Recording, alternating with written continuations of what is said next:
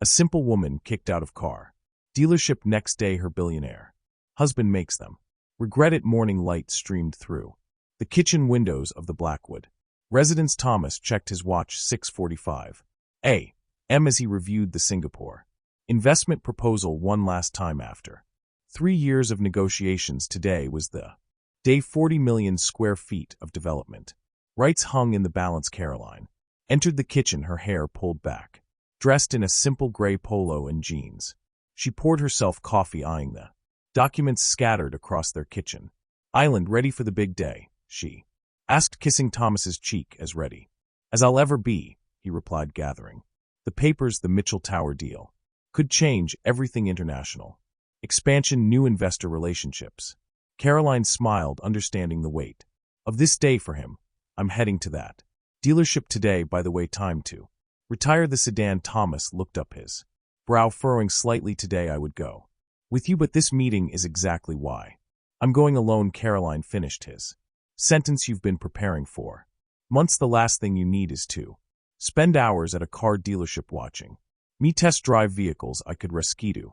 Thomas offered, though his tone betrayed his reluctance. The Singapore investors had flown in specifically for today's meeting. Caroline squeezed his hand. Don't be silly, I'm just looking. Besides, I want to surprise you. Thomas smiled, kissing her softly. You're sure? Positive, she assured him. I'll be fine, it's just Wilshire Motors, not the running of the bulls. Call me after, of course, Caroline promised, gathering her purse. Go close your deal, Mr. Bigshot. Love you, love you too. Thomas called after her, returning to his documents. Neither could have imagined how fateful this simple decision would prove to be. The Blackwood Tower dominated the downtown skyline as Thomas guided the Singapore investors through their presentation. His father's words echoed in his mind. People will respect the name on the building, but they'll trust the man behind the name. Unlike his spotlight seeking contemporaries, Thomas operated from the shadows. His empire spanned 7 countries, yet few knew the true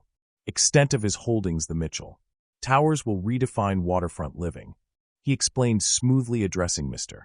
Lim's questions with practiced precision. At 11:30, Thomas discreetly checked his phone. No messages from Caroline. He frowned slightly before returning his attention to the meeting. During a brief break, he texted her, how's the car shopping going? Found anything you like? No reply came as the meeting adjourned for lunch. Thomas checked his phone again, that small kernel of worry growing. Caroline always responded promptly. Shall we head to lunch, Mr. Lim inquired. Absolutely, Thomas replied, his professional mask firmly in place. Despite his concern, his phone vibrated. An unknown number. Thomas hesitated, then pocketed the device. 40 million square ft of development hung in the balance. The Singapore investors took priority. 4. Now the private dining room at Clayton's overlooked the harbor. The sunlight dancing across the water, creating a hypnotic display that normally would have captivated Thomas. Today, however, his mind remained elsewhere. The waterfront access is unprecedented, he explained, gesturing toward the architectural model positioned at the center of the table. Each residence will have direct marina access with private boat slips available for the penthouse levels. Mr. Lim nodded, appreciatively studying the intricate details of the model. The design is exceptional, modern yet timeless. As the first course arrived, Clayton's famous seared scallops with citrus reduction. Thomas felt his phone vibrate again. The same unknown number twice in 15 minutes. Excuse me, gentlemen, he said, rising from his seat. A matter requires my brief attention. In the hallway outside, Thomas answered the call, his voice low but commanding. Thomas Blackwood. Mr. Blackwood. The woman's voice was hesitant, uncertain. You don't know me. My name is Jenny Martinez. I work at Wilshire Motors.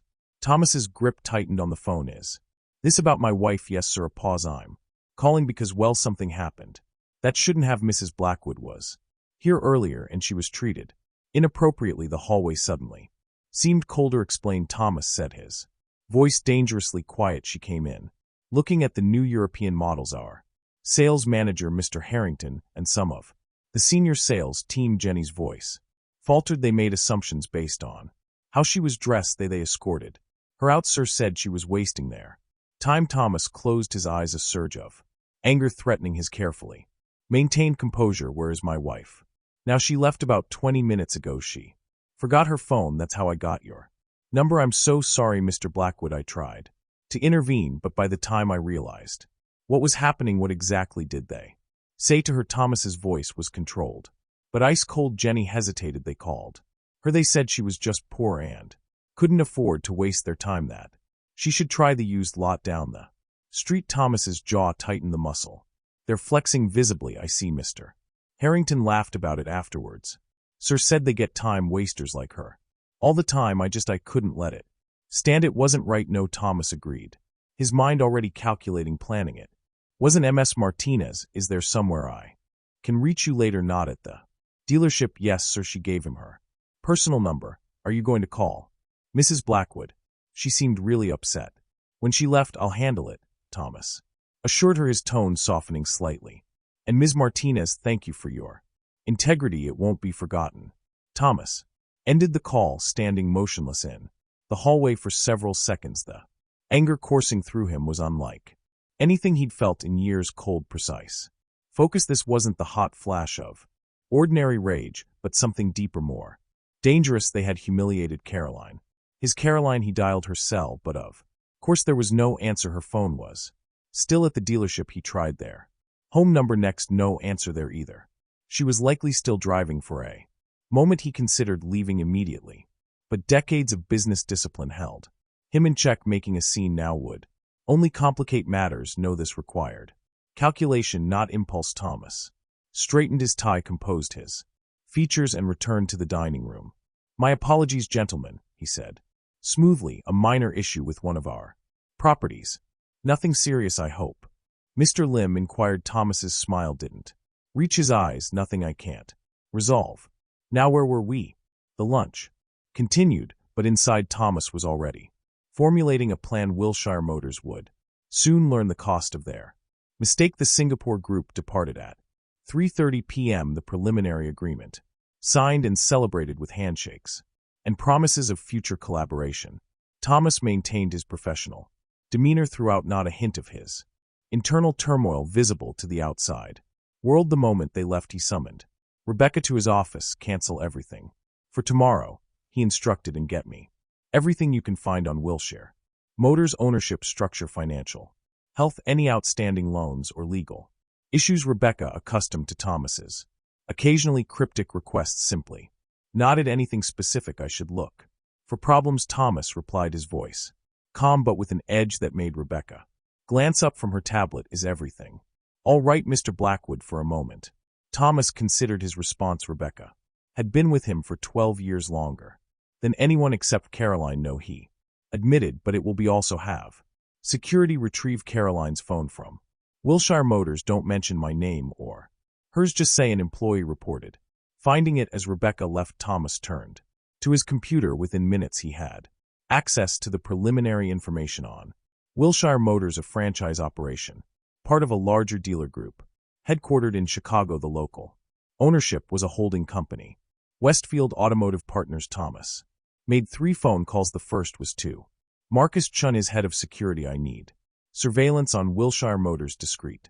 Starting immediately. I want to know who's who, especially management. The second call went to Howard Finch, his attorney. Howard, hypothetically speaking, what's our exposure if I acquire a car dealership and terminate the entire sales staff on day 1? Finch's response was measured, legally minimal. With the right approach, financially depends on their sales numbers. Why, what are you planning? Thomas, just exploring options.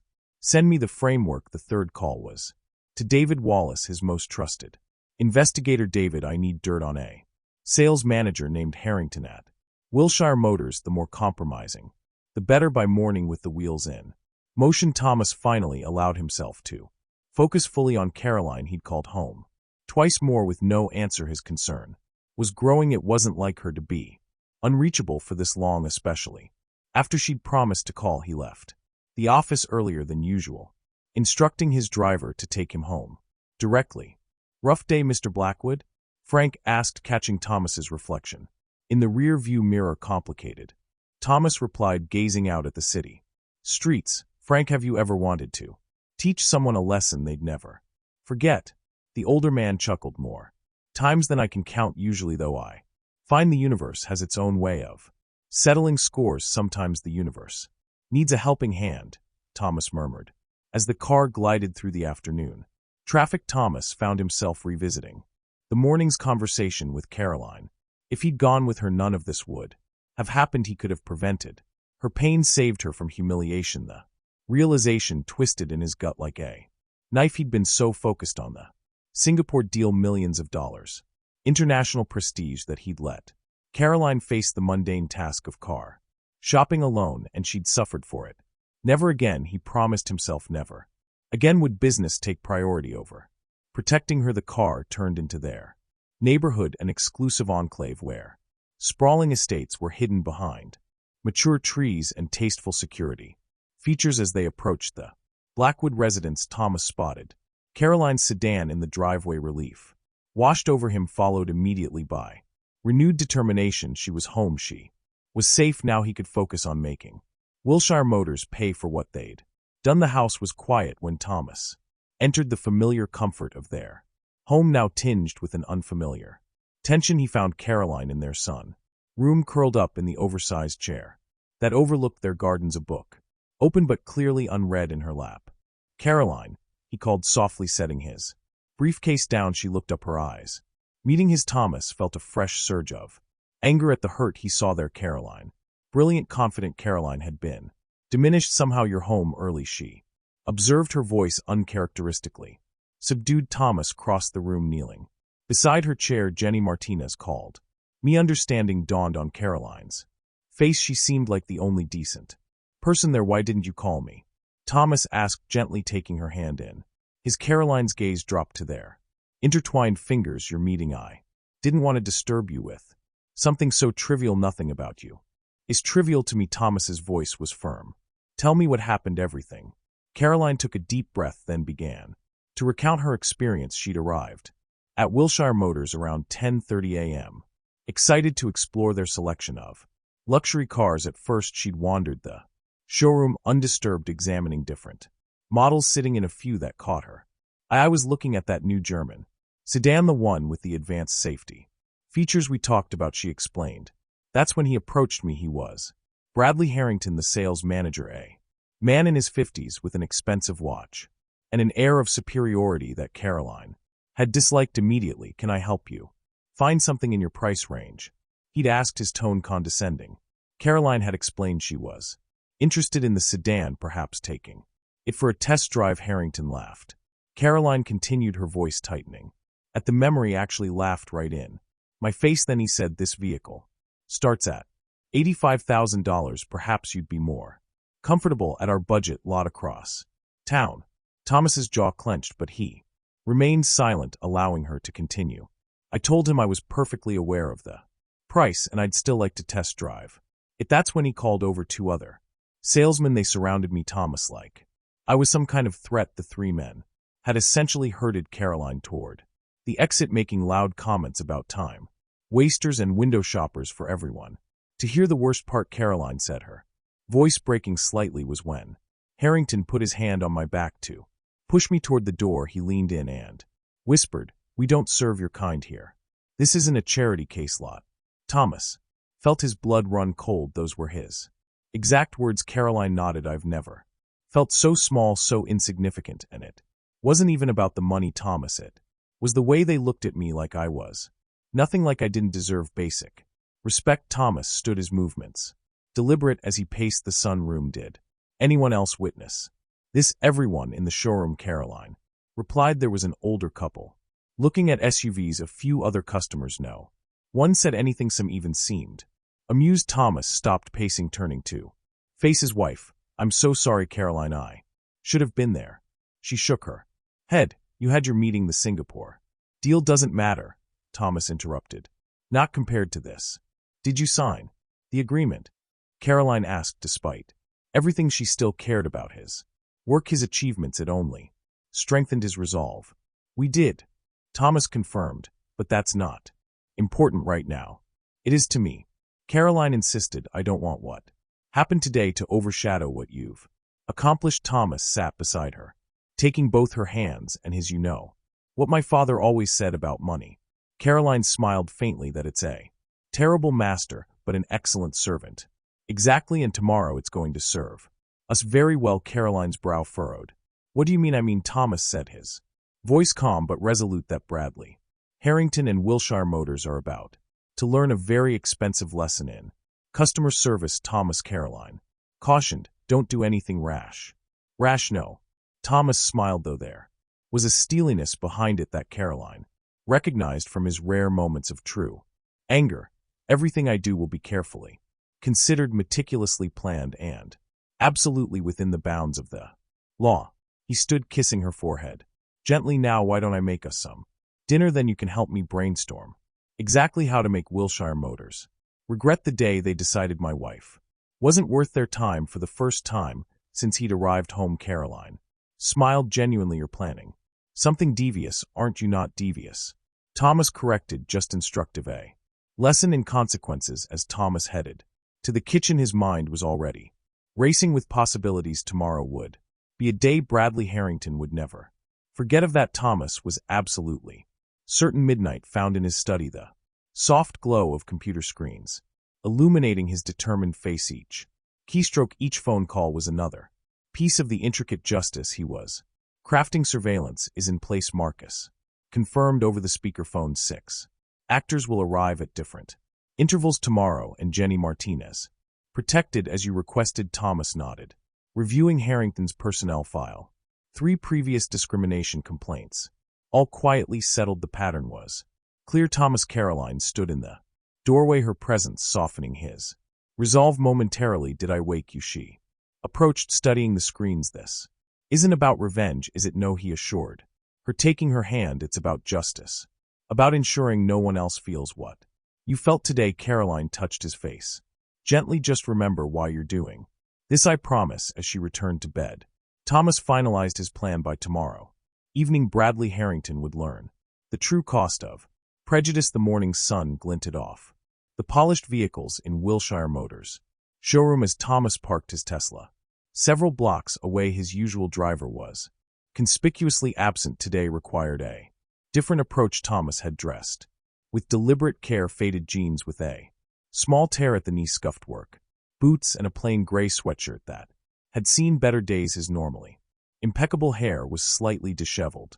his premium watch replaced with a simple digital timepiece. He caught his reflection in a storefront window. The transformation was striking. Not Thomas, Blackwood real estate magnate, but just another average guy looking for a car. He probably couldn't afford. His phone vibrated, a text from Marcus. All systems operational, team in position. Thomas checked his watch. 10:15 a.m. right on schedule. As he approached the dealership, he noted the first of his actors already in position, an elderly woman being dismissively guided toward the economy models by a salesman who kept checking his phone. Phase 1 was underway. Thomas entered Wilshire Motors with the slightly hesitant air of someone intimidated by luxury. He allowed his gaze to wander, purposefully lingering on the most expensive models. It took precisely 47 seconds before Bradley Harrington noticed him. Thomas had memorized the sales manager's face from the personnel files. Mid-50s, silver streaked hair, the artificial tan of someone who spent more time on golf courses than beaches. Harrington nudged a younger salesman, nodding in Thomas's direction with a smirk. Thomas pretended not to notice, instead running his fingers reverently over the hood of a sleek sports car with a price tag that exceeded most people's annual salaries. Can I help you find something more attainable? Harrington's voice oozed condescension. Thomas turned, fining surprise. Just looking, thanks. This particular model starts at $130,000, Harrington said, enunciating each number as if speaking to a child. Perhaps something in the pre-owned section would be more appropriate. Thomas suppressed his instinctive reaction, instead channeling what Caroline must have felt. Actually, I'd like to test drive it. Harrington's smile tightened. Our test drives require pre-qualification, sir.